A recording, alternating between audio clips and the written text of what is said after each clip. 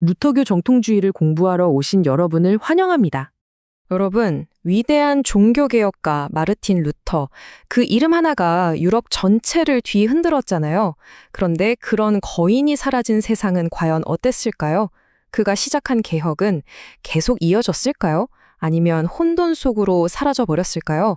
오늘 이 시간에는 루터 사후, 그의 유산이 어떻게 이어졌고 또 어떤 새로운 길을 열게 됐는지 그 흥미진진한 이야기를 한번 따라가 보겠습니다. 자, 먼저 루터가 세상을 떠난 직후인 1546년으로 가보겠습니다. 모두가 존경하던 그 거인이 사라지자 그가 세운 집은 예상치 못한 균열을 보이기 시작합니다.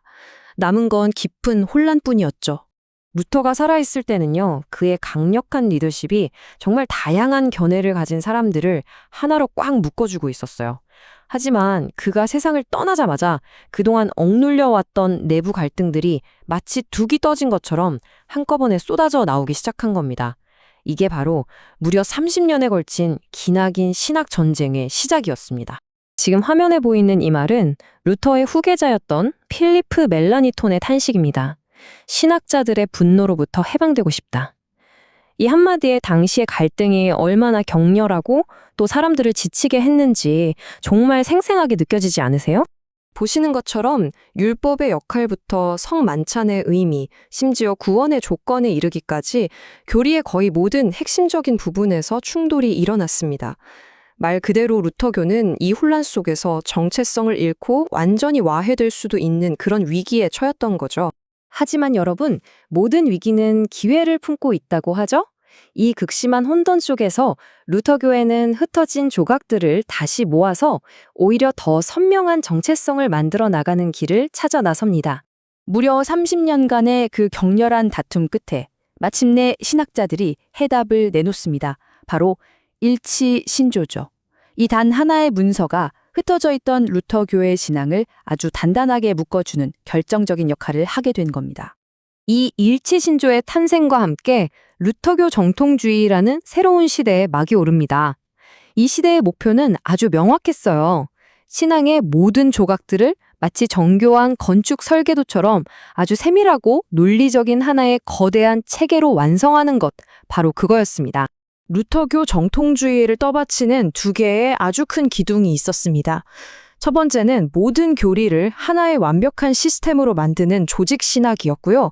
그리고 두 번째는 좀 놀랍게도 고대 그리스 철학자 아리스토텔레스의 방법론이었습니다.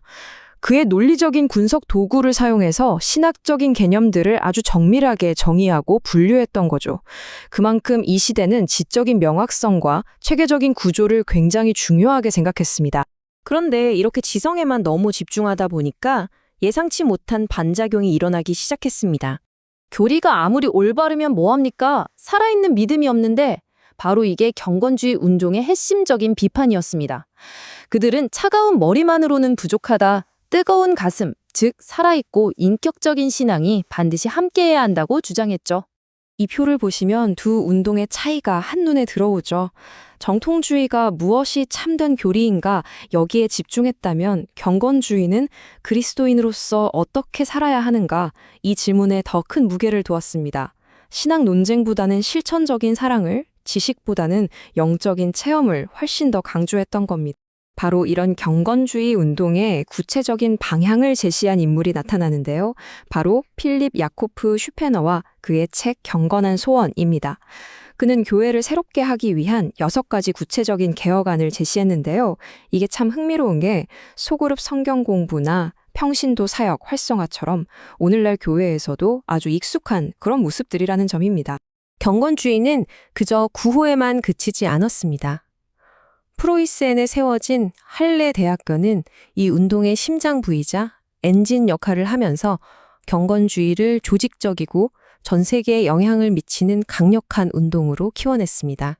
자, 이제 이 경건주의의 뜨거운 영적 에너지가 어떤 놀라운 결과로 이어졌는지 그 마지막 여정을 함께 살펴보겠습니다. 그 결과는 바로 세계 선교였습니다. 가슴에 종교를 강조했던 경건주의의 그 뜨거운 열정은 이전까지 개신교회에서는 거의 찾아볼 수 없었던 새로운 비전, 그러니까 복음을 전 세계로 전파해야 한다는 그 비전에 불을 지피기 시작했습니다. 그 첫 번째 결실이 바로 덴마크 할례 선교회였죠. 이 타임라인을 한번 보실까요? 1706년에 인도에 도착한 2명의 할례 대학 출신 선교사들은 정말 놀라운 업적들을 남겼습니다. 특히 최초로 타미러 신약 성경을 번역하고 현지인 목사를 안수했던 일은 선교 역사에 아주 큰 획을 긋는 사건이었습니다. 그리고 이 숫자를 한번 보십시오. 200만, 무려 200만 권입니다. 이게 18세기, 한 세기 동안 할례의 작은 기관 한 곳에서 인쇄해서 보급한 성경의 수예요. 이건 경건주의가 단지 감정에만 머무르는 운동이 아니라 말씀을 전파하기 위해서 얼마나 실제적인 행동에 헌신했는지를 보여주는 정말 압도적인 증거라고 할 수 있겠죠. 루터가 세상을 떠난 후 루터교회는 차가운 머리의 정통주의와 뜨거운 가슴의 경건주의라는 두 가지 큰 흐름을 겪었습니다. 올바른 교리와 살아있는 신앙. 여러분, 이 둘은 서로 대립하는 걸까요? 아니면 반드시 함께 가야 하는 걸까요? 이 질문은 수백 년이 지난 오늘날 우리에게도 여전히 중요한 숙제로 남아 있습니다.